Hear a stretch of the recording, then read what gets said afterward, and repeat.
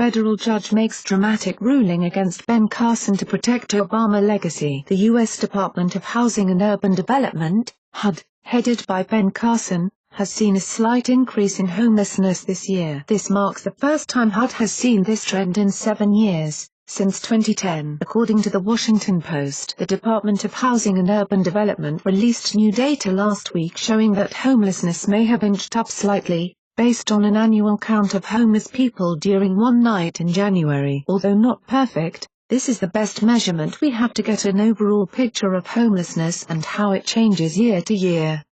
Now, a federal judge ruled on Saturday that the Department of Housing and Urban Development must implement a rule to help low-income families find housing on January 1, 2018. Previously, HUD's intention was to delay the rule, which would have been detrimental to many metropolitan areas. Chief Judge Beryl A. Howell, an Obama appointee, found no reason to delay the rule and wrote, "Just in, Dave Chappelle calls out poor Trump supporters. This case is about the rule of law, whether an agency effectively may suspend a duly promulgated regulation without observing the procedures or identifying relevant factual criteria that the law requires to effect such a change."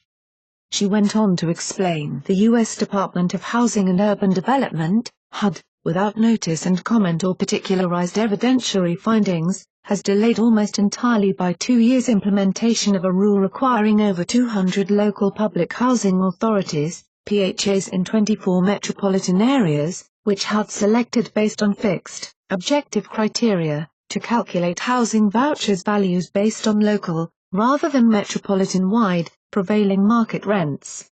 To give further explanation of how housing subsidies are calculated, the small area fair market rent rule would have required public housing officials to calculate subsidies for rent based on zip codes, rather than for entire metropolitan areas. There is quite a difference. The current law provides that entire metropolitan areas be used to calculate the formulas. However, some groups argue that this leads to low-income people who use the subsidies being forced to live in areas with few opportunities. Judge Howell also wrote, "The rule unquestionably is a substantive regulation delay of which ordinarily would require notice and comment." HUD, however, did not delay the rule's implementation through notice and comment. Thus, HUD's action was lawful only if another source of authority empowered HUD to delay the rule's implementation without notice or comment.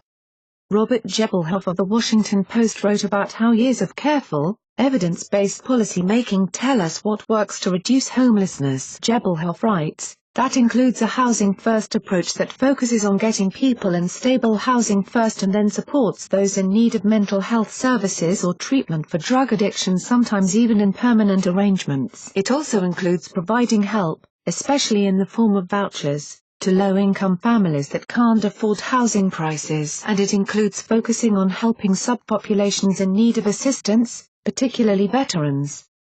Now, Judge Howell has ordered that HUD not delay actions that are going to help people find much-needed housing, despite the fact that the Trump administration does not seem to care about the low-income population, which is going to increase under Trump's policies, especially the latest GOP tax reform bill.